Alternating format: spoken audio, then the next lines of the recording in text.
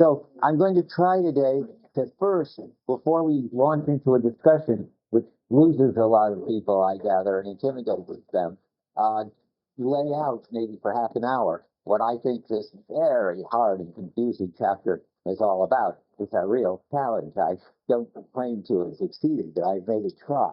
Okay, so the basic point of the chapter is that normal people have this basically interconnected form of experience in which there's always something that they're dealing with or thinking about, but always on a horizon or a background of a lot of other stuff that they are not dealing with or thinking about, but is somehow available to them, and they can develop these horizons in all sorts of directions.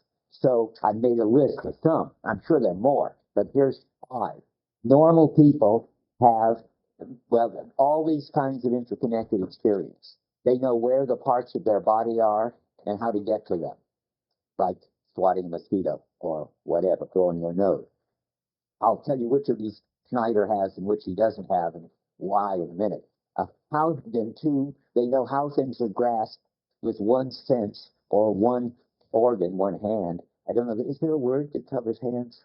They're able to grasp with their hand. Anyway, they have a sense of how things are grasped, and with one organ or one member of the body, or also with one sense organ and another, so they can see how something would sound. And so we'll talk a lot more about that pretty soon. But already we understand that they can, that an organist, for instance, can sit down at an organ in an hour, get a sense of how it's all functions in a way that he can grasp it, even though the keys are in different places and the registers are different and so forth.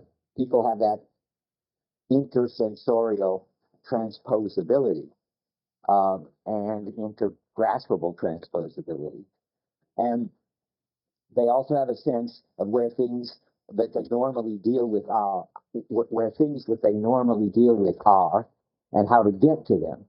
That's important because that extends our body space to new things, like the blind man taking up a cane or a musician taking up the organ or any other instrument and so forth. But beyond that, it extends it to our body space, extends to all the sorts of things that we know how to get to, so that our finding a way around in the city gets taken over and inhabited by our body space, and our finding our way around in a house and on the campus and so forth. All of these things that we normally deal with become extensions of body space. And we can extend it to new places and new things as we acquire new skills. And then, in a way that I didn't work out so much, and which he throws in every once in a while, we have the same thing on the level of thoughts. We understand how our ideas are connected, how stories are connected, how conversations are connected, in a way in which wherever you are in the story, you know what led up to it and what's coming after it, roughly.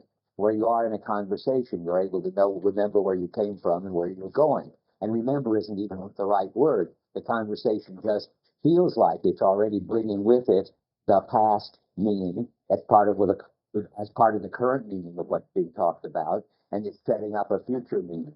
This isn't something you have to think about and project any more than you have to think about the back of the house as a future experience when you're looking at the front.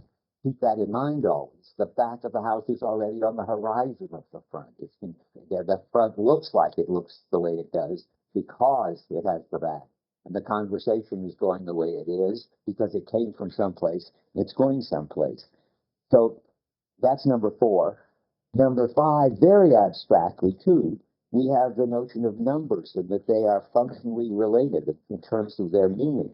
So you get this funny example about plus and minus 5, 5 plus 4 minus 5. Schneider has to figure out that that is 4, whereas we just look at it and think, well, the 5s cancel out. He adds it up and gets 9, and then he subtracts 5. What do you know? It's 4. I'm interested in that because in the days when I thought about computers and artificial intelligence, There was a logic program that was considered very good. It was considered by people like Newell and Simon, who were thinking that they were doing some kind of cognitive psychology, to be thinking like we think. And I looked at it and I discovered that what it had was things like that. It would do logic sort of this and then that too, and then it takes that right back again in some way, and then it has to figure all that out. It can't just be that, I don't know, greater than and less than cancel each other out. I forget the example. It was even simpler than that. It was, if I can remember, this or, I don't know. Yeah, if I go back and look at my notes, and very simple logical functions, just like adding 5 and subtracting 5, the computer had to go through the steps, even though you could see immediately that one of these things canceled out the other. So, but we don't have to see it. And now those are the 5. And we all get better and better at doing this sort of thing by acquiring new bodily and mental skills that extend the range of our ability to think and our ability to get around. By the way, I have to say it someplace, and I feel so strongly about it that I better say it now before I forget. When I say skills, you don't find the word skill ever. You find it's not the translator's fault exactly. The French don't seem to have a good word for skill. So maybe Olivia can help us. The word is like habilité, I think, that gets translated habit here. Habit's the wrong word. Habit's the absolutely, that may be what it means in French, but it can't be what Merleau-Ponty means. I mean, we say that habits are rigid, sort of meaningless, context independent something or other. It's like flipping the light switch when you go in the room, whether that you know the electricity has failed or not. And his example of a habit on 165, which is the first place I found where the word comes in, is forming the habit of dancing. Well, think about that. Dancing isn't a habit. You may have the habit of going dancing at 6 o'clock every Saturday or something, a routine and boring habit. But dancing is a skill. It's not like brushing your teeth, which even that is made to be a skill and it's crucial to everything Merleau-Ponty says. You never miss happen. He always needs skill. And if you understand, Olivier, what happened in French or in English or in the translation that made this peculiar bad move. I was going to say, the one place where he really needs habit is a footnote to Bergson. Funny you should mention that, but how could that ruin the whole chapter? And here he is at the bottom of 165.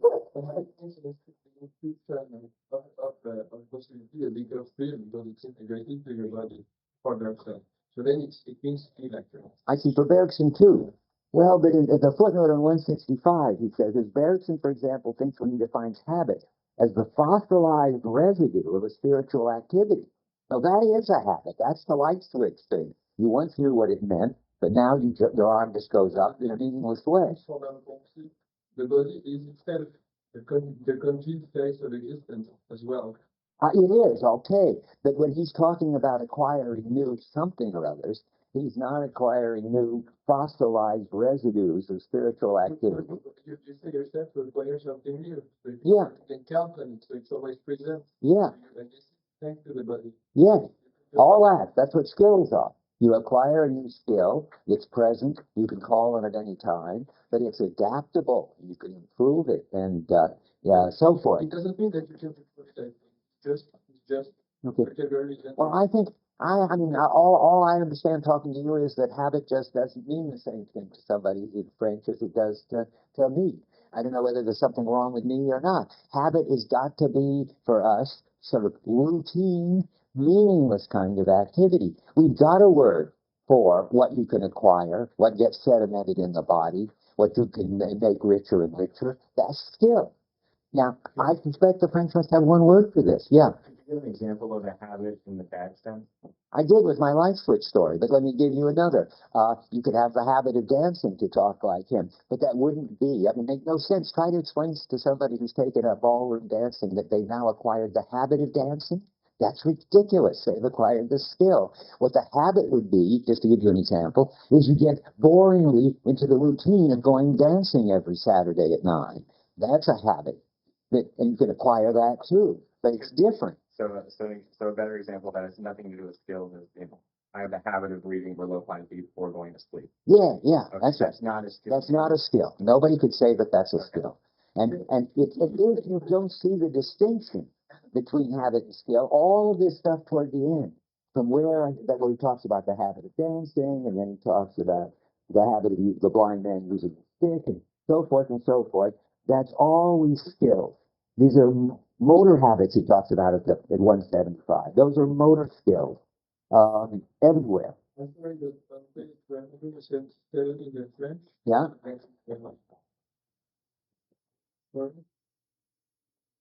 Probably around here, it's a dictionary edition. That's where this is where I'm reading this very minute. Yeah. Every habit is at the same time motor and perceptual, because it resides, as we say, between the explicit perception and the effective movement and the instrumental perception.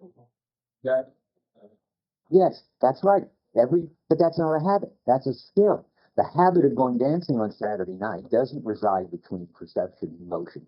But the skill of dancing just resides between perception and motion. Sure, habits all over the place. It's all because you can analyze the motor habit. And he says, and then he goes into the blind man and the stick. The blind man might have a habit, just like repeating myself, that is so important. You just won't get it if you don't understand. This doesn't mean habit. The blind man doesn't acquire the habit of using his stick when he goes out in the sense of a routine thing that he would use it no matter what. He acquires a skill of using his stick, meaning that he uses it to feel the wind at the end of it, and perception and action are tied together. Why you resist this? I don't understand. We got a good word for this. It's called skill in English. why have confused this word? Well, yeah, that I think is a question about the French. What's the word in French? Habitude. Habitude. Oh, well, that's even worse. It actually means skill. In French. No, but now what he added that is Yes, it means skill, and our translator should have said skill, because habit means something else. And habitude in French, when I hear it, is more close to this routine, boring thing. In the sense of person, it's closer to it than. Is it? Okay. Well, however, it's so important that you should really go through in the book, and I hope you're doing this because it makes a big difference to your understanding if the words go against your intuitions at every turn. You should have written body schema everywhere where it says body image. But you could sort of get away without that, I think, after a while. But you just can't get away without canceling every time he talks about habit and putting in skill, or you just won't have any kind of intuition at all of what he's talking about. Did you notice the funny place? It might be interesting to look at the French. That one place, all of a sudden, the translator, as if he woke up, translates body schema by body schema. I don't know what to make of that. Then he goes right back to image again. I don't know if you had a lot of coffee or something. At the bottom of 164. The acquisition of a habit, that's already wrong. The acquisition of a skill, that sentence demonstrates everything, as a rearrangement and renewal of the corporal schema. That's amazing. Presents great difficulties to traditional philosophers, and so forth. Okay, that's, yeah. And you know, That's right, but I might ignore it. You couldn't say it anyway. well, just a Yeah. central point. In English, here, about the complexity, yeah, the disposition, Good. and disposition is another word for habit. So there is a field here where what is the habit and what is the skill overlapping. So it's not entirely, some of this translation is a big use of a. Well, I'm not going to discuss it, but I'll say one thing. I think the fact that the disposition is overlaps both of them in some way doesn't convince me that habit and skill overlap at all. I think they are totally separate semantics. We'll talk later. But I'm just challenged. Think of an example of where something where you can't tell whether we're talking about a habit or a skill. I think in each case, speaking. That's a skill. I mean, do I have the habit of speaking? I might have the habit of speaking, and every time when the parrot comes into the room, I say something to it. But the parrot may have a habit. Linguistic practice is habitual. My linguistic practices are not habitual. I don't think. I don't. It's up to you to what you think about it. I mean, my sense of that is my linguistic practices are a skill I've acquired. But anyway, don't worry about it. If there is some area where they may overlap, there's huge areas where they don't. And Merleau-Ponty is writing about areas where they don't. He's talking about motor skills you can acquire, like using a stick, like dancing, like finding your way around in your house, like whatever. Okay, that's that. I had to put that aside in somewhere because I think it's really important not to get confused by the translation. Okay, now let's see. So we can get better and better at acquiring new bodily and mental skills. That's what I said so far. Now, just in your list, Schneider can do the first three. He can know what his body is when he swats a mosquito. He can know what he can grasp something with one hand or the other. He can uh, he knows where things normally are and how to get to them, like his own house. What he can't do is take it over new situations. That he can't uh, enrich his world by learning new habits so that new things show up for him as something he can find and do. This is a 155. Um, where is it? The bottom. Just as he, about 8 lines from the bottom, just as he needs by means of preparatory movements to be able to take a grip on his own body before performing movements when they're not mapped out ahead in a familiar situation. So, well, I thought it said somewhere that he couldn't acquire new habits, but I don't think I've marked it right. Uh, I think he can. Maybe if it's finished that sentence, let me try. Just as he needs by means of preparatory movements to be able to take a grip on his own body before performing movements. Well, when they're not mapped out in a familiar situation, yeah. I mean, whenever he's in a new situation, this is only half of what I wanted the sentence to say. But when he's in a new situation, we can just already convert into doing something that we haven't done before. We can find our way to a new house, for instance, right off. He can't do that. He has to turn it all into completely kind of computer-like art of mental rule before he can learn it. And he never turns it. It never turns into a habit, I think. But it doesn't say that. I mean, I think he's stuck with the familiar situations he's got. New situations don't become familiar to him. But I'm not sure, and nothing depends on it. So I just thought it was that way. I'll write a question mark here. If anybody finds evidence how this is, let me know. Okay, now, but the important thing is that he could do the first three, but he can't do the last ones, it seems. That is, he can't uh, uh, understand numbers. We did that as an example. He can't understand stories. He can't understand conversations. He can't understand metaphors and so forth. Those aren't body things. Those are not sensory motor things. And though he's got this sort of diminished sensory motor world, he's got he's got an even more diminished sort of intellectual world where he's just like a computer. He can only do these things calculated together, meaningless squiggle. He knows what to do with the squiggle 5 and the squiggle 4 and the squiggle 5 and plus and minus. And he knows that when you do those things, well, lo and behold, it comes out 4.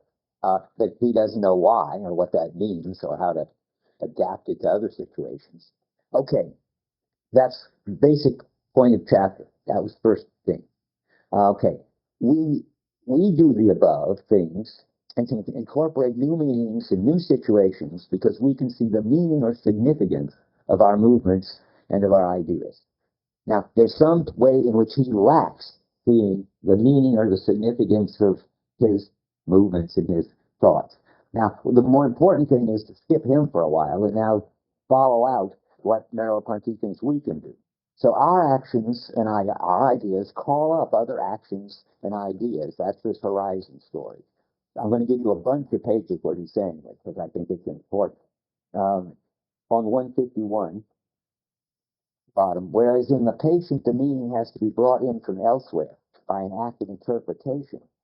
Conversely, in the normal person, the subject's intentions are immediately reflected in the perceptual field, polarizing it, and so forth and so forth. A wave of significance, effortlessly setting up a wave of significance, and so forth. In the patient, the perceptual field has lost its plasticity. that's lost its horizon. He says that lots of times. The bottom of 152, the translation of percept into movement is affected by the express meanings of language. That's neither. You have to think it out. Whereas the normal subject penetrates into the object by perception, assimilating structure into his substance, and through his body the object directly regulates his movements. Now, the blind man's cane is a good extreme example of that, where you penetrate into the object and so forth. But anything will do. When you get to understand your coffee cup, then you've got that one of these kinds of grips on it, and the coffee cup can regulate your movement. That is, when you get ready to have coffee, the coffee cup will solicit your hand to go in the right place, in the right shape, and if the handle happens to be hidden behind, doesn't matter. But your body knows the handle is there and just where it is and goes there. But not magically in the sense that you knew that before you ever encountered your coffee, but magically in Merleau-Ponty's sense, and you don't have to think that it's your coffee cup and it has a handle and the handle is on the back, and when all that interpretation and thinking is done, then you reach for it. It's magically in the sense that in your world, once you've acquired the skill of drinking from your coffee cup, it all just happens automatically, spontaneously. Maybe automatic if you have it routine like. It happens spontaneously. It could become automatic, but then it would, never mind. It would have to be real rigid, and you would have to have the cup. I think I shouldn't tell you this. We'll sink back into a previous discussion I don't want to go into. So 165, just collecting the quotes that are important. Here's the blind man's stick at the bottom. It's not an object for him, and its point becomes the area sensitive to them. The scope and radius and so forth are all just taken up in his activity. They've gone, as Merleau-Ponty sometimes says, I couldn't find it. They get on the side of the object. Sorry, they get on the side of the subject. Maybe that's a bad way to talk it. Maybe he doesn't say it. Maybe I just said it. Because I don't want to call us a subject for him. They are taken over by the body. That's what he says, and become part of the body space, and become our access to the world if it's a pain, or just become the layout of the world that we inhabit, to use these terms, when you get around in it, learn to get around in a city and so forth. So on 166, he's talking about, he's still trying to get you to see that this isn't any mental activity. There's no quick comparison, he says, I like this on 166, between the object's length and the stick. And so the blind man doesn't have to do that. Doesn't, in Merleau-Ponty kind of talk, have to pass through the objective world. Doesn't have to know where the object is in the objective world, where the stick is in the objective world, and what the stick therefore tells him about the object. That is all gone. He didn't have to start there. Again, it's not magical. He doesn't know, the blind man doesn't automatically have the stick, but he has to get it. When he gets it, then he doesn't have to think about it consciously. He doesn't have to think about it unconsciously. He doesn't even have to process it in a certain sense. I mean, according to Merleau-Ponty, and it's really important, the blind man does not have a bunch of, when the blind man starts with the stick, he has these something or others in the palm of his hand, or bumps as he bumps along. And he interprets, remember the word interprets. This is what he does when he hasn't got the skill. He interprets the bumps in the palm of his hand as meaning there's a curve there. That's what it is not to inhabit it, not to bring it into your body, not to make it part of the horizons of your coping world. But after a while, this is the crucial thing, the bumps go away. Now, it's very important how you understand that. If you think the bumps are still there in the palm of your hand and you feel them, and you interpret them, but it's all unconscious now and very fast, then you are getting it wrong, according to Merleau. Anybody know Polanyi anymore? The person who gets this sort of brilliantly wrong is Michael Polanyi in his book, The Tacit Dimension. He does the cane story, and he says that at first you have to focus on the bumps in the palm of your hand, but later, instead of being distal, that is the object of your attention, they become proximal. They become so close to you that you don't really notice them anymore. But I notice how I'm putting that. They're still there. You're still getting not just the information about the pain in the palm of your hand, because you have to get that information, but it's not coming to you perceptually anymore. It's being processed outside of your mind altogether, according to the phenomenology of it, according to Merleau-Ponty. We'll come back to this later. But the important thing he wants to stress is you are not interpreting, you do not have a rule, he says this too, that relates the bumps in the palm of your hand to where the stick is. When you've got to have it on the side of the body, the phenomena is that the stick has become part of you, it's transparent, you don't feel anything in the palm of your hand. What you feel when you use the stick is the curve. He says that explicitly. But in fact, I better turn to it. Goes on about this a long time. Here we are on page 176, about 20 lines down. Well, no, it's probably 8 lines down. It would appear in this case that the perception is always a reading off of the sensory data, that is, the twitches in the palm of the hand, but constantly accelerating, operating with ever more attenuated signals. That is sort of dealing out of consciousness. But habit does not consist in interpreting the pressures of the stick on the hand as an indication of certain habit, again, skill, of course. The skill of using the stick does not consist in interpreting the pressures of the stick on the hand as indications of certain positions of the stick, and these are signs of external objects, since it relieves us of the necessity of doing so. Now, you can still say, but it's all going on unconsciously. All I think Merleau-Ponty would say in response to that is, well, the burden of proof is on you to say that. The phenomenology is that the stick is now just a part of my body, and I don't have to, just as I don't have to understand the pressure on the palm on my feet to know how the floor is going, I don't have to understand the pressure on my hand to know how the curve is going. So let's go on with that. The pressures on the hand and the stick are no longer given. That's the crucial line. They are no longer perceived. The stick is no longer an object perceived by the blind man, but an instrument with which he perceives.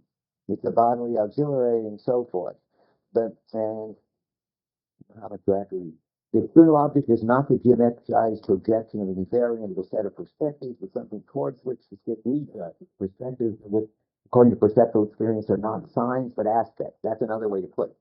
Signs are what you have to interpret. They're the perceptual given, which supposedly, and I think, well, which correctly, he says, you have to interpret when you start to learn stick. But they stop being signs, and you stop interpreting when you get it, where it's stick. Again, so they're not, it's, now, what's the wrong view then? It's called intellectualism, of course. And intellectualism takes the world up, takes up the elements of impression and then interprets them by somehow, well, it could be that you did it by association, but that's such a loser view that it's dropped out by now. We don't even hear about the empiricists anymore. So you still hear about the guy who thinks that there's an interpretation, a cognitive intention, in which the sensory data are grasped and put together by an intelligible core. See that? The usual word for that is concept. For Husserl, who has this wrong view, according to Merleau-Ponty, the word is noema. And the idea is that you've got some kind of rule in your mind or law which enables you to put these things together. Let's go on.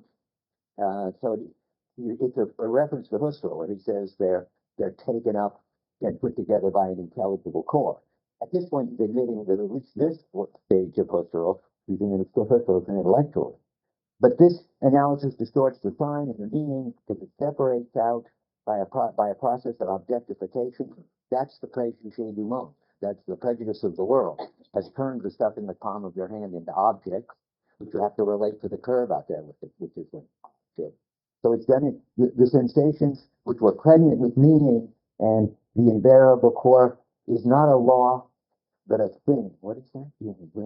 The sense content, which is already pregnant with meaning, and the invariant core is not a law. Help. Then what kind of sentence is this? But this analysis distorts both the sign and the meaning. We got that.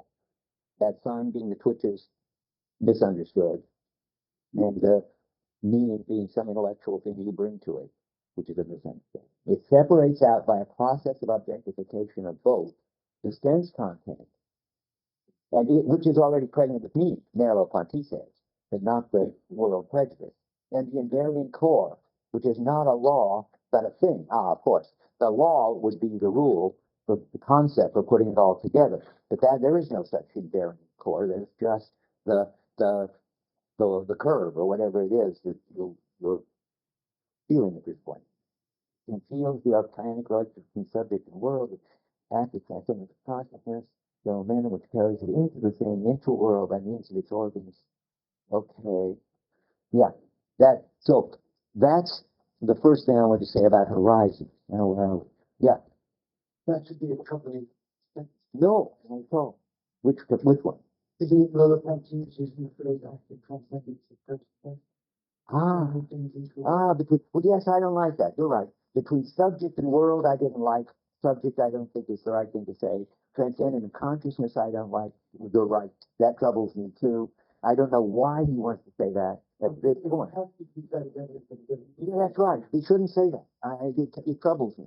Except that I've got sort of like 30 lines on my side, and you've got one line on your side. That otherwise, it's a problem. The other line should 30 lines should trouble you, but we'll have to talk about that. Okay, where are we? 176. Let's see, I just call up other actions and ideas. Is that where I am? I don't know where I got off to this. Yeah, okay, I did 171, then I did 165. Yeah, with the blind man's stick, and 166, 167. Yeah, okay. So Merleau-Ponty calls the movement side of this flexible adaptability where you stop having signs and interpreting them and just become open to the world. That's motility. That's what the chapter's about. He uses the word motility not all that much, so I thought I would point out, having said what goes on, well, that he calls it motility. At the bottom of 158. These elucidations enable us to clearly understand motility as the basic intentionality. Consciousness, this is going to make Alva happy, but because it makes me unhappy. You can see that. Consciousness at the top of 159. Consciousness is in the first place not a matter of I think, but I can. What is that? He never should say that. That's a Husserl phrase. He can't mean it because on 167 or 161, 161, he's talking about what he should say, starting on 160. A movement is learned when the body is understood it, that is, when it is incorporated into its world. To move one's body is to aim at things through it. That sounds like an I can. But, goes on, it is to allow oneself to respond to their call. That's the right thing to say. That's the Gestalt thing. Yet it isn't an I can do, it's that it draws me to do. And it isn't drawing me in the sense of an I. It's drawing the corporal schema, the one in me. Remember, if one experiences things, there is and Heidegger talked about Atman side of the body. It's one who perceives in me, not I. And what it does is not put a meaning on things, but be open to the call of things. And I was just thinking, oh yeah, I put on reserve a book called Ways of the Hand by David Sudnow, Learning to be a Jazz Musician. And by the end of the book, I mentioned it, but I put it on reserve. He's very clear, thanks to me, I must say, because I had the manuscript, and he talked like Husserl. He said, by the end of the book, I know jazz, and I reach for the right notes. And I said, what? You're calling the book Ways of the Hand. Why did you think that? So you'll see that the end of the book is rewritten, in which he says, my hand knows jazz and reaches for the right notes. That's the right thing to say. Now, his hand is, in fact, he should say, I don't remember how far I beat him into this, drawn to the right notes. That's very important. It's just this is this funny relation he has to Husserl. I mean, just when he shouldn't be taking up Husserl, he does for a minute. Yeah. Well, it seems like you could keep the phrase I can, so long as the I means body schema and not transcendence. Well, and the can should be, as long as we're clear that that's, I can respond, or I can be called. is this okay? This set of dispositional Right, skills. that's right. He can keep it as long as he changes the meaning it has for I think for Husserl, at least the meaning it has in ordinary English. To say I can is much too individual and much too active. Well, you want it to be at least equally impersonal and passive. When you have a skill, you must be getting used to that now. That you are drawn in by the affordances. That's what he agrees with the Gestalt system. When remember the arms of the heroes going out to the food in front of them. Achilles doesn't say I can reach for the grapes. Achilles' arm just goes out and reaches for the grapes when Achilles is hungry. That's better. That's he responds to the call of the food in front of him. Yeah, I agree. You might look like the fact that one could think that when you say I can, you need the representation first. This is implied when the I can.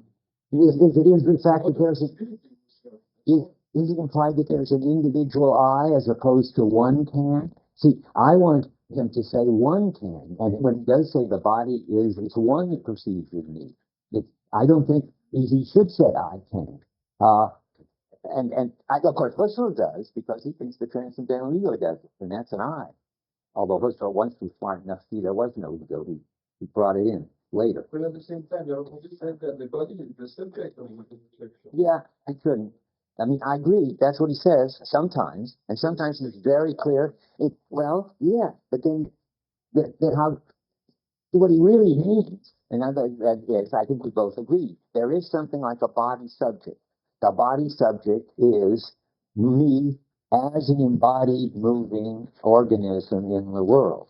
As long as you understand that, you're okay. But when Descartes used subject, he thought of it as something separable from the world and from us. Doesn't say like he meets an embodied subject as well. Well, I hope so. But Husserl too? Yeah.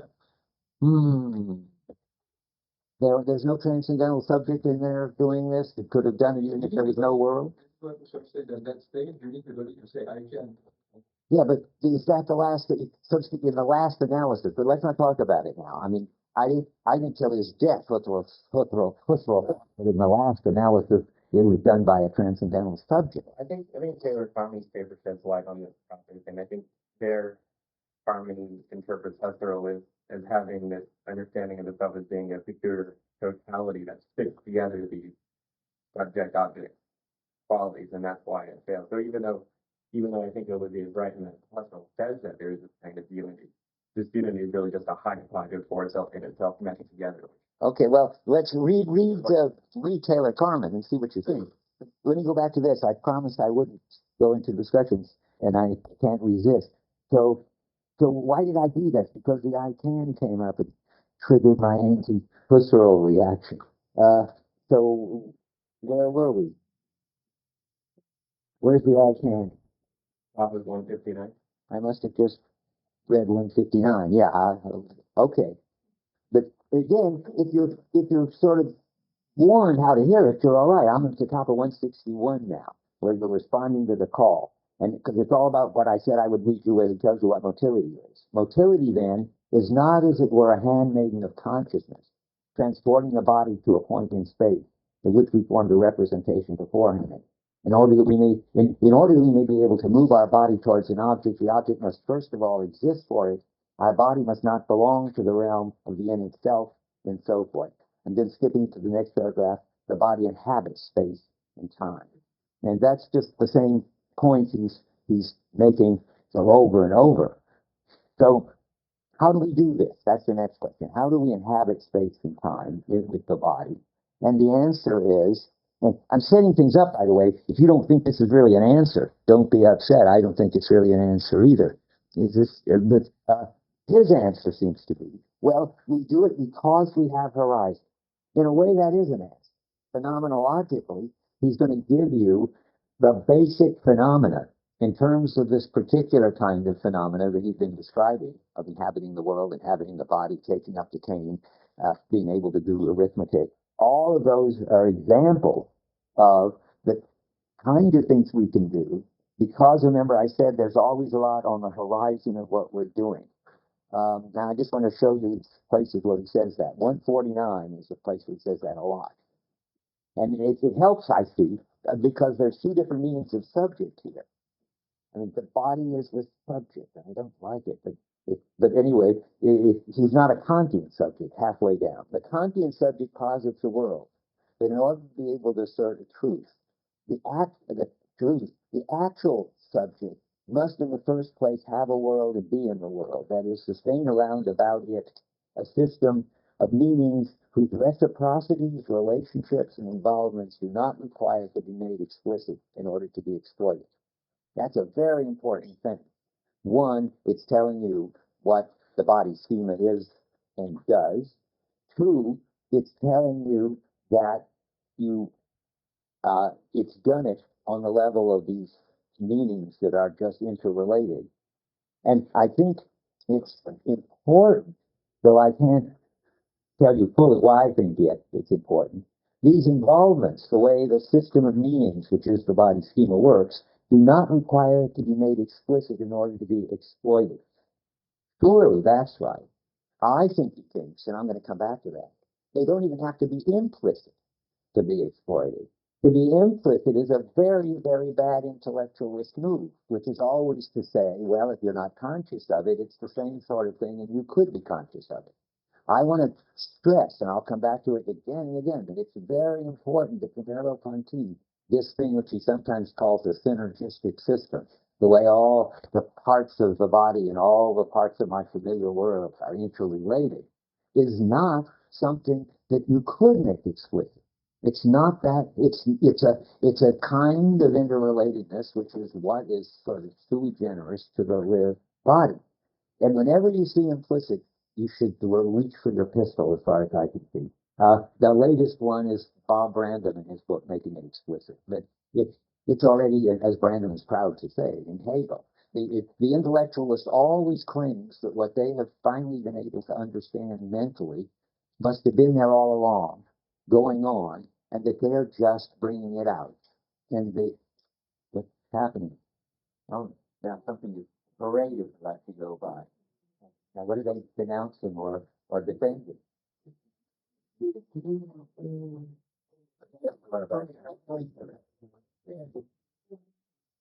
Not very clear. Does anybody know what that means? It's very bad to have a parade all together either denouncing or defending something that nobody knows what it means. A lot of people went to a lot of trouble to tell us something. Minority. They have to represent minority. Oh, okay. They want to more minorities? How can you tell? Because that's what they end up. Oh, 6-year-olds are underrepresented offerings. How long is this going to go on? Quite a long time. Okay, I've got to go on talking. Time is short. Close those windows, please. Where are we? What? Educate more something.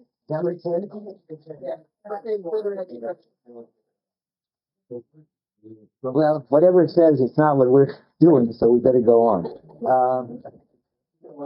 These acquired worlds, what am I? I'm looking at 149. But I said the ones that the horizons are not implicit, and they were certainly not explicit, and they're not implicit either. I'll come back to that. I think that's the most important thing to say, because as soon as you use the word implicit, unless you want to be an intellectualist, you will find yourself an intellectualist, because the implicit says always it could be thought, and I think that the corporal schema can't be thought. Okay, that's a pretty strong claim. I mean, that's the claim that you couldn't ever become aware of the way in which, your body is. That's right. The total intersensorial way that everything sort of refers to everything else in some amazingly systematic way, I think he thinks you cannot become aware of it. But I mean, again, no talking here. Okay, one remark. This is always hopeless, right?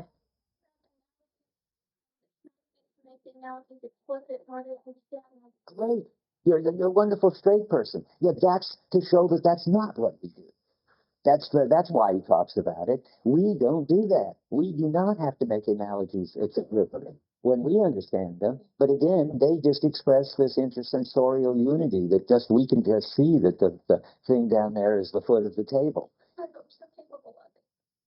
Well, Schneider does it good, and we can spell out the analogy sometimes. It's such a wonderful analogy John Searle's written a whole article about. I'm thinking of Sally as a block of ice. Yeah, the metaphor. That we can't spell that out, and that's perfect for an answer to you. I thank John for this, because I think it's a Merleau-Ponty-like point. I mean, some metaphors we can spell out. The table is supported by that thing, the way we're supported by our legs. But John has this, Sally is a block of ice. He goes through a whole article trying to spell out why we feel that that tells us something important about Sally.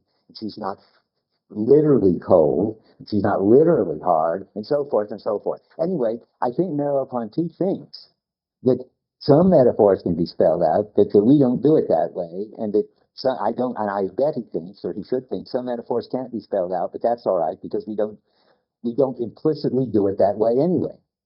Okay, back to this. I can't resist, but I'm doing pretty well. Okay, let's see now.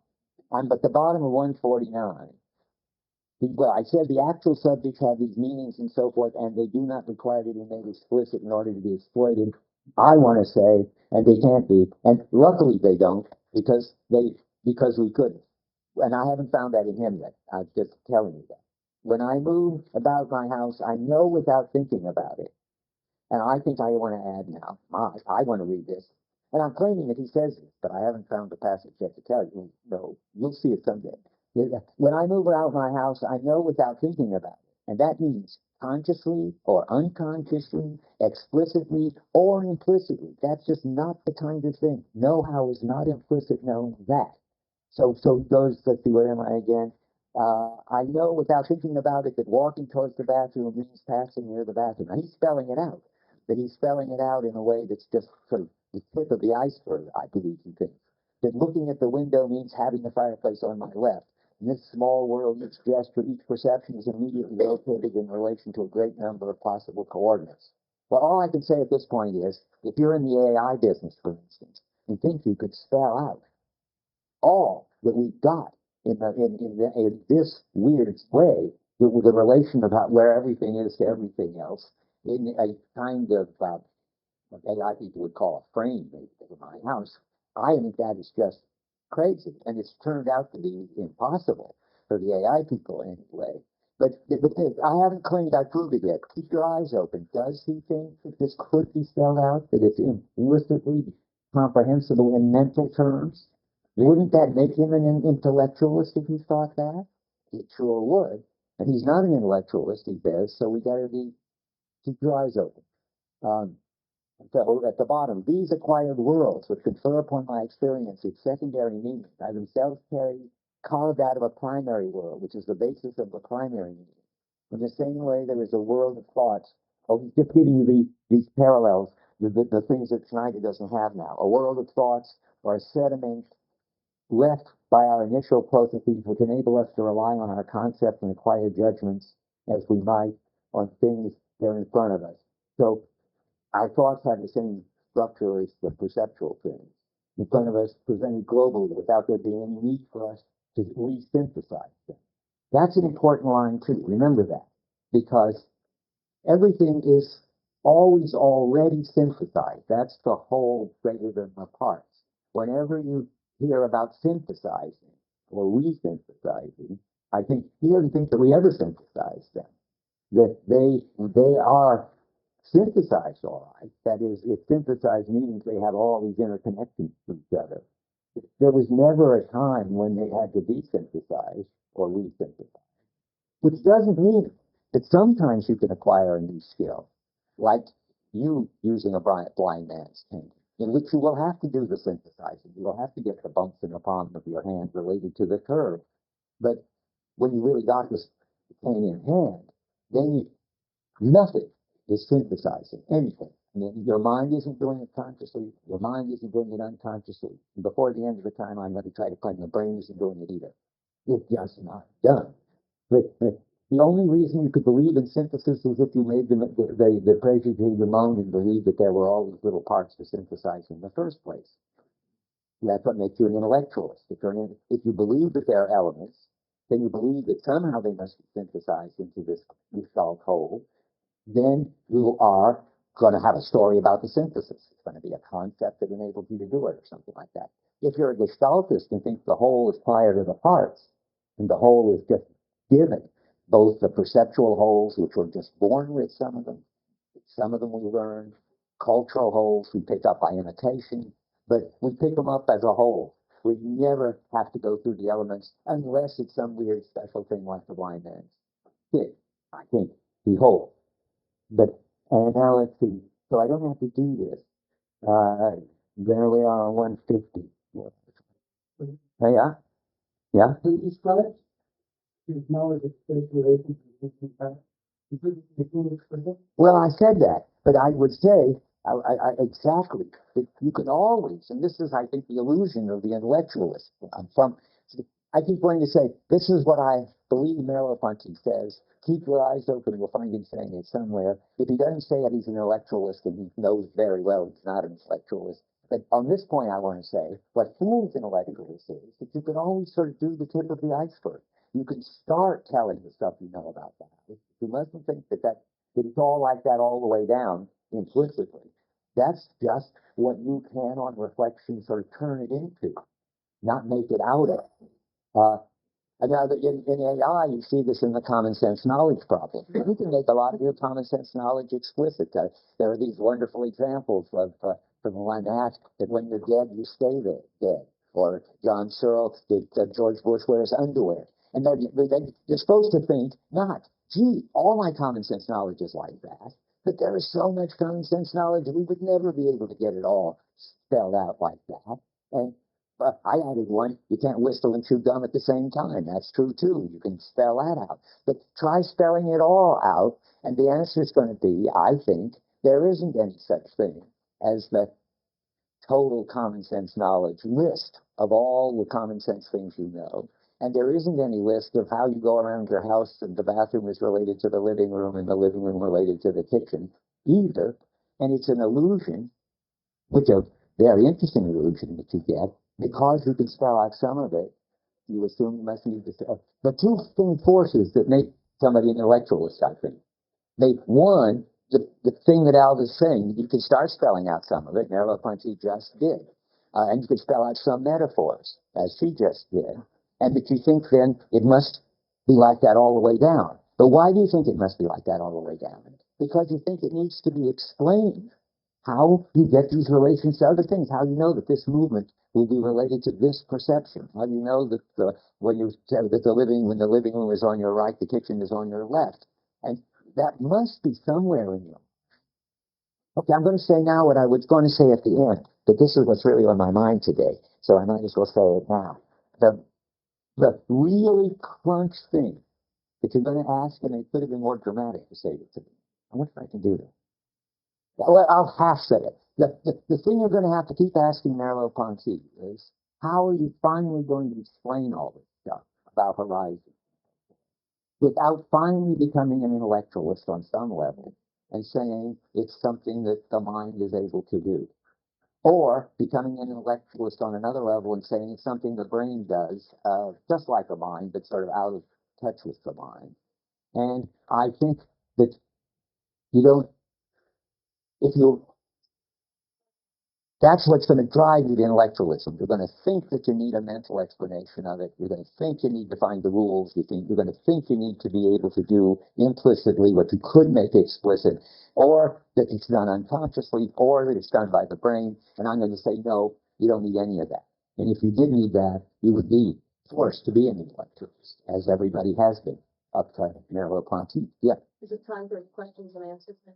What do you think? I was hoping to go on, but you got all people have too many questions. A criticism of Okay, talk for a while. Searle Yeah. is against his position is really demonstrated in this chapter, though, that at some level there must be some sort of synthesis going on, some sort of implicit knowledge, because you can knock out parts of the brain and you lose just parts of the perceptual content. So there are parts of the brain you can knock out and you lose actually categories of rooms or categories of buildings. So that's always the counter argument to what you're saying, that no, at no level, there's no synthesis going on. We can't explain Okay. what's forcing people into intellectualism. That's interesting. I had never thought of that aspect, that argument before. I'm not impressed. I mean, I think Merleau-Ponty is going to say that these are artifacts of taking up parts, breakdown parts of the brain and so forth. And if these concepts, say rooms, sort of in isolation, we wouldn't be able to use them to understand rooms. It's only when they're part of this higher order synergistic system. They always have to fit in this whole. So, but that would be the right move to make if you were going to make an intellectualist move, to try to say that. But I think you really got to believe, I'll come back to this at the end. I mean, if the brain has a certain kind of top-down holism, and we don't know much about it, that what 11 to 12 billion neurons can do, we don't know much about anyway. I think it's later, is it up to 12? I think it's up to 12 billion neurons with 10,000 connections on each. It goes up all the time. And we have no clue what it does. But you can imagine that what it does is top down. That's what Walter Freeman's got supposed evidence for. And it doesn't do it by analyzing anything into anything. It's important to just tell yourself that that could happen. Because as soon as you have the idea that the brain could be doing it in a way which has nothing to do with how we do it with the minds, then that liberates you. I am saying what I was going to say at the end. That liberates you to have to take the phenomena at face value. That is, it's only if you think that there's got to be an explanation of the Gestalt top-down holism, of which there aren't any elements, and elements are only the result of the prejudice of the world. If you think that that can't be the bottom line, there must be an explanation, then you're driven to intellectualism. And you're driven to say, and I was going to say this to begin, Merleau-Ponty talks about horizons, he talks about the being in the world, he talks about existence, he talks about maximum grip. That's all very well, Merleau-Ponty. You've got the best phenomenology in the world, you could say to him. But you can't explain how that works. And then the intellectualist says, I've got an explanation of how it works. And the associationist says, I've got an explanation of how it works. What is Merleau-Ponty supposed to say? He's supposed to say, I don't need an explanation of how it works. The brain does something. The physical stuff come in, and the physical brain does something. And then I've got a world. And the world is already holistic, and my body is already synergistic, and they already fit together. And I'm giving you a description of that. And there's no reason why there has to be anything more basic than that description. That's very important to keep in mind. Yeah, now, okay, James, and then Rich. Well, it just seems like if what you're worried about is reductions or something like that, then that's fine. But that's not to say that there's no brain story, that there's no explanation at the brain level. It's just that there's a different explanation at the sort of content level. Oh, well, yes, but there's no reason why they can't work together. Yes, but the question is how they work together, right? There could be a kind of intellectualist cognitivist brain level working with an intellectualist cognitivist phenomenological level. That would be, if Merleau-Ponty, wrong. You're going to close it? Okay, that would be wrong. Or there could be, and I'm claiming this is what Merleau-Ponty thinks there is, a dynamical system story to be told about the brain, where the brain is, in some holistic way, putting all this together, and all the component parts are being coordinated with each other within the brain, and there are attractors in the brain which are not ever have any rules or elements in them. And that is correlated with the phenomena, namely that he's describing. So sure, there's going to be a brain story. That's what I want to say. If you deny a brain story, that is much too magical for anybody to believe nowadays. It doesn't have to be a brain story that is correlative with or conceptualism or intellectualism. That's evades the question.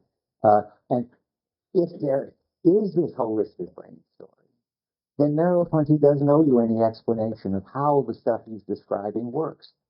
I want you to see if you can get the feel for this. The stuff he's describing works because the phenomenal world and the body are the way they are. Now, that there is underlying this a brain doing something and a body doing something, which is correlated with which, and I probably, and you can say in Searle's terms, caused by all this stuff that Merleau-Ponty is talking about is going to be caused by and realized in the brain, that you don't want to get from that any claim that you need to, that there's something merely descriptive about the phenomenology, because I just want you to get the feeling. I'll try to put it this way. There are only two levels of explanation that you need, not three. And the intellectualist slips in a third one. That's the cognitivists have always done this. The bottom level is the brain does it somehow, we haven't a clue. Or if we do, it's a Walter Friedman-like holistic clue. And we know that the phenomenon is like this. From that, we have Merleau-Ponty.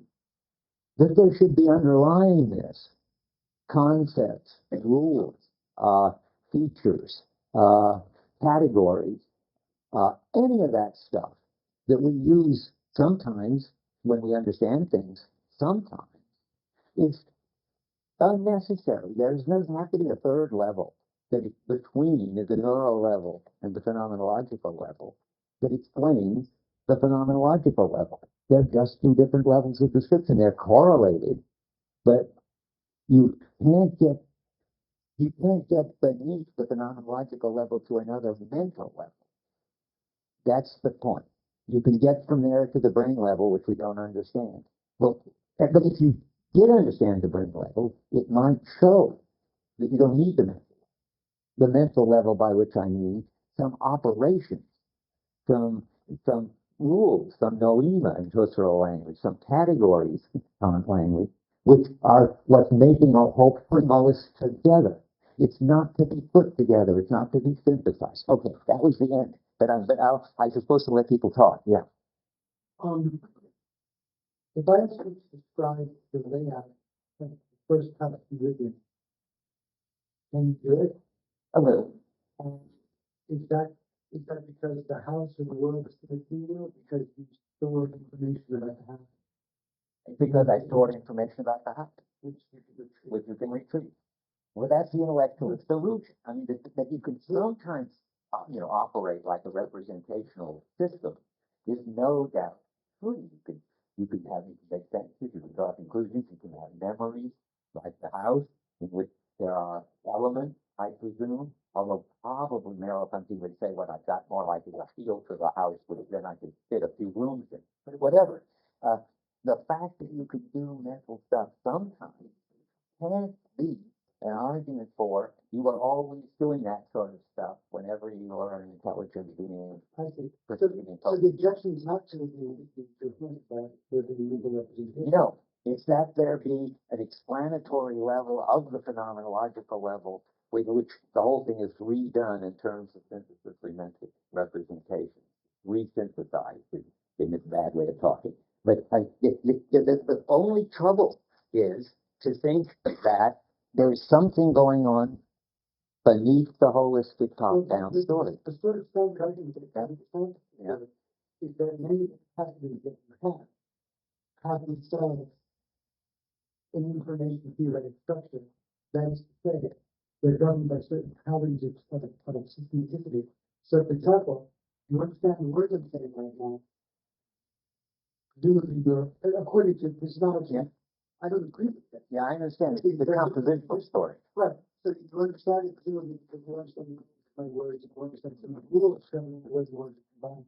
And of course, then we shouldn't get off too much in this. But then the Merleau-Pontian says, okay, there is grammar may have some compositional structure. Why not?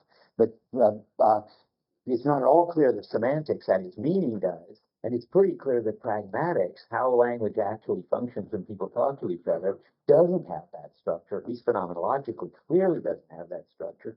Why should we think that because, grammar is compositional and has a cognitive structure, we should think the whole thing does? But the challenge is to accept that certain aspects of the linguistic skill should be thought about the Yes, computational. I think that's right. Then why not say thinking about the ability to walk? Well, for one thing, it doesn't seem right. But I mean, why not? Because we've got arguments for the compositional story of grammar. And if we had arguments about that there was a schema underlying my ability to walk, which put together elements into a coherent pattern, we believe it. But we don't.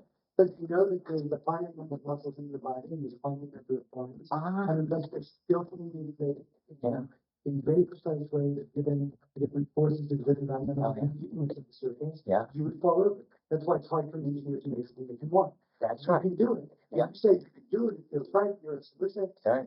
And they say, but this is Mother Nature just the average engineer to perform certain things both from true and conscious action. Well, Al was saying just what he should say, and he was the one I was, thinking of while I talked. But I want to say, sure, the brain has to take account of this physical thing, which is the body of bones and sinews, and it has to learn how to do it so that it doesn't fall over in a gravitational field and all that, and it does it. But why we should think that it does it by rules or by concepts or by anything, we don't have a clue as to what the brain does when it does it. But we know this much. We don't experience bones having to be in the right relation to tendons, having to be in the right relation to gravitational fields. We experience this holistic, synergistic system.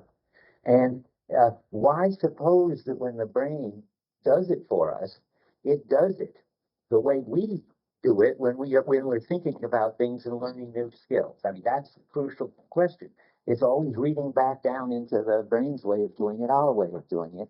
And I think Merleau-Ponty is resisting that. Okay, now, Rick, yeah. I just wanted to tie in what you were saying to Schneider. Yeah, But okay. something that's Okay. a natural question to ask, in this whole chapter is why even talk about Schneider? Why not just tell us what's normally going on in normal people?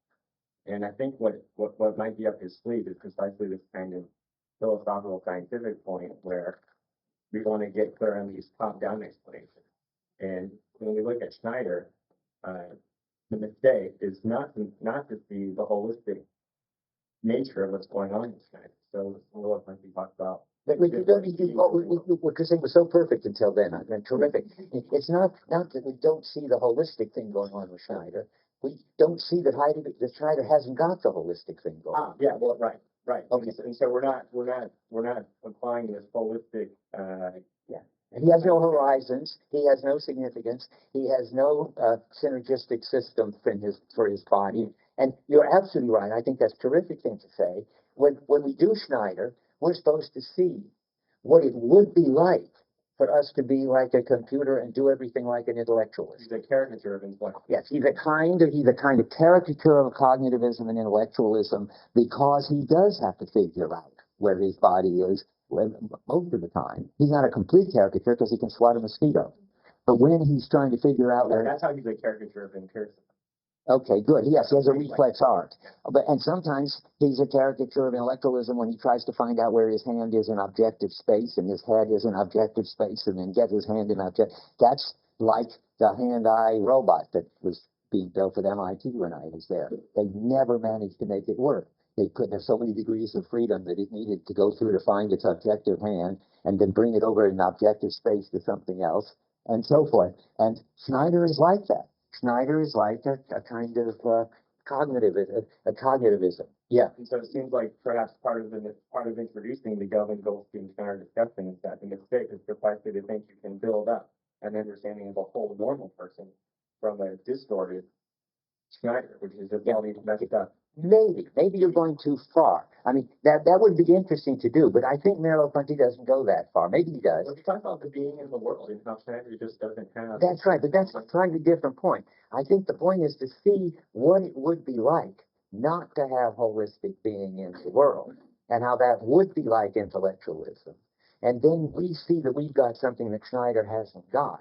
He doesn't, I think, try, although it'd be interesting to try, to see if you could how you could try to build up what we've got out of what Schneider's got and how you couldn't. I think that's what Gilman Goldstein attempts to do, and why they're so peculiarly wrong, because it's not just interesting. They're wrong in a deep methodological scientific way. So that's why there's all this discussion about scientific good. I see what you mean. Induction, and it's this new understanding of science. That's right. Which relates to the new understanding of our being, the behavioral dimension, which he thinks is supported by Schneider. That's right. So he thinks Schneider is actually scientific support for this new dimension of being, this third. He or Goldstein?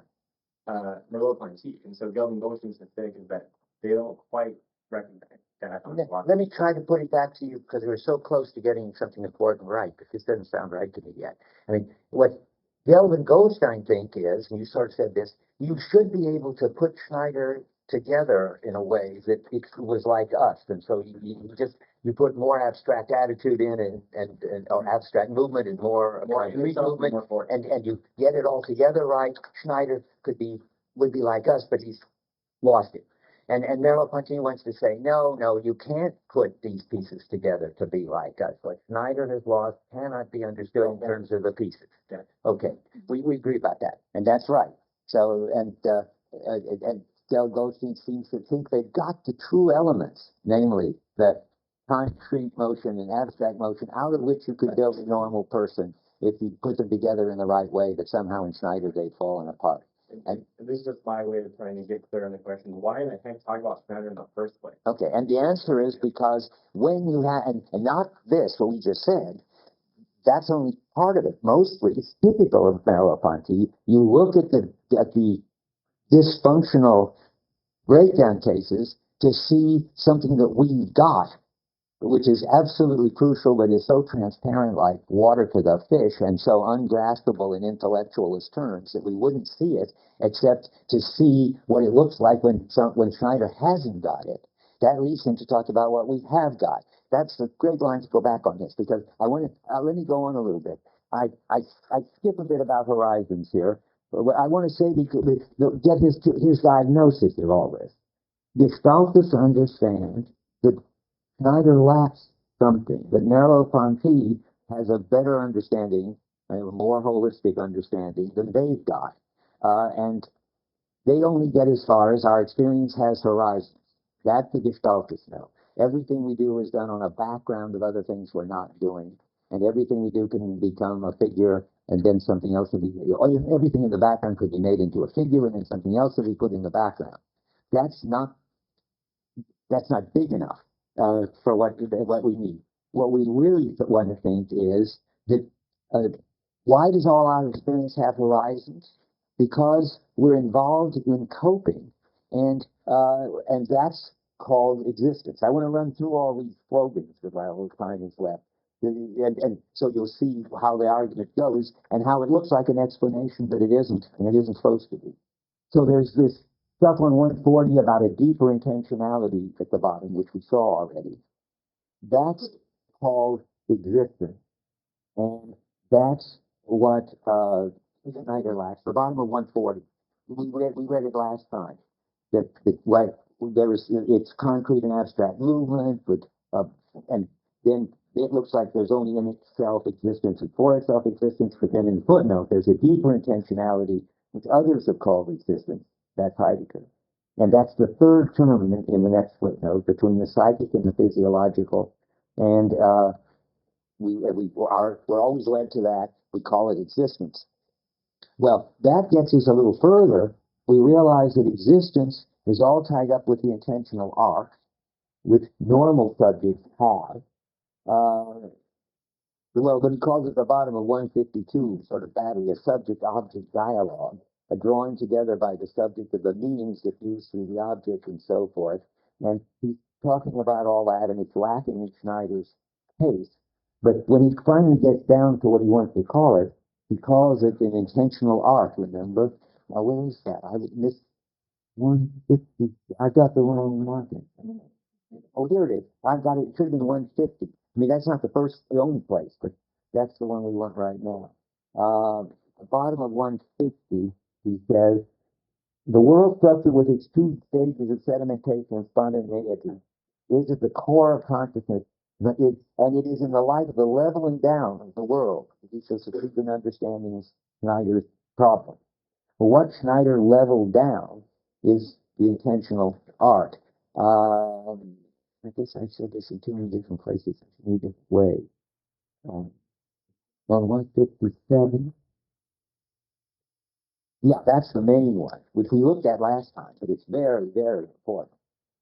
What he calls the intentional arc is the way our experience is constantly feeding back into the world, remember, so that it projects around itself, about 10 lines down.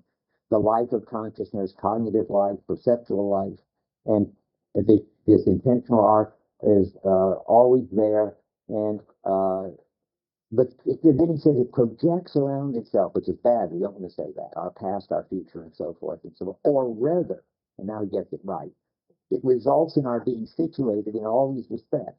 It is the intentional arc. That is, we don't project it around us. We're just in it. It's not a searchlight.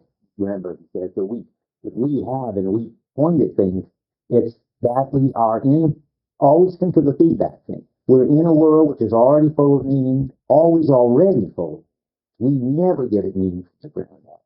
If we act in and then we enrich with more and more meaning, and then it shows up. And so, or rather, which results in our being situated in all these respects. It is this intentional arc which brings about the unity of the senses, of intelligence, of sensibility, and motility. It's that which goes limp in Schneider. Schneider hasn't got it. Now, the next question is, and the intentional arc is the same as being in the world. That should be obvious. That's being already in the world. And on 141, he says, it's the middle. Dragon and Greifen are two ways of relating to the object, two types of being in the world. We've seen that a lot. So now we've seen that it's level on 150. We've got the leveling down of the world. It goes limp. And now why does it go limp in Schneider? I'm just going to show you that there are a whole lot of sort of explaining questions that don't really explain anything. Well, it turns out because he lacks the power to sustain it, or the middle of 155. The patient's being, his power of existence, is what his illness is taking. So existing turns out to be a kind of energy, as he calls it in the Phantom Limb chapter, an energy that you have to open up a world if you're healthy, and this power can go weak if you're ill, and then your world collapses. At the middle of 156, future and past are shrunken extension of the present. He's lost our power of looking according to the temporal vector. Well, now we've got this magical power thing. That doesn't really explain anything. We just renamed the problem. So, well, what is this power? Well, it's a tendency toward basic coping. I mean, all of these things are just names for the same thing, I think. They're not really explaining anything, but I hope I've tried to convince you that you don't have anything to explain. So,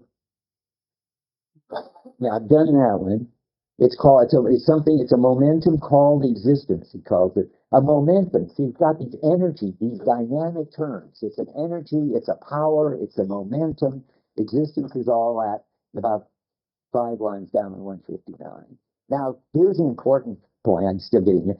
Insects already have this momentum of existence. Remember, if you tie up one leg, they go struggling on to do things with another leg. What do we have that insects don't have? Well, we have the intentional arc. What's the difference? Insects just have a fixed world. Our world is constantly enriched by what we learn. That's very important.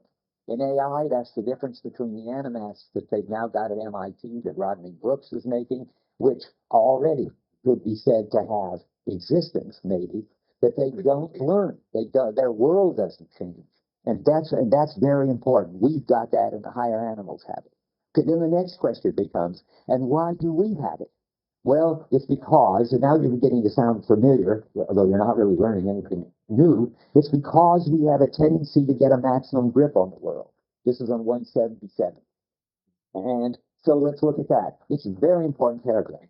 It's about 10 lines from the bottom. I'm going to read it fast. Whether a system of motor or perceptual powers, our body is not an object for an I think. It's a group of lived-through meanings which moves toward equilibrium. And our natural powers come together in a richer meaning. And then it's skipping a little. So, and we reshuffle these elements into an equilibrium. Now, why am I making a fuss about that? Because this talk about getting toward a maximum richness, or getting more rich, getting equilibrium, all that finally is maximum grip talk. So the whole thing bottoms out if you ask, well, why do we want to cope? Well, we want to cope finally in order to get the richest grip, which gives us an equilibrium with the world. And that's the bottom line. Now I can say quickly, because I said it early, And if you say that you haven't explained anything, Merleau-Ponty, you've just gone from, wider and wider things, from the horizon to existence, to being in the world, to coping with everything, to finally trying to get an optimal grip on everything, the biggest thing. What does that explain? How do we do that? And I think the answer is supposed to be, there's nothing we can explain. I mean, something is going on in the brain, and we get a world in which we can and do that. And all we phenomenologists can do is describe the world in which we can and do that. What you don't want to do is give an account, that's the intellectualist story, of some mental operations which enable us to do it. Because if you get the right feeling of the holistic bound story, then there couldn't be any mental operations that enable us to do it. And that's where we can stop. Okay.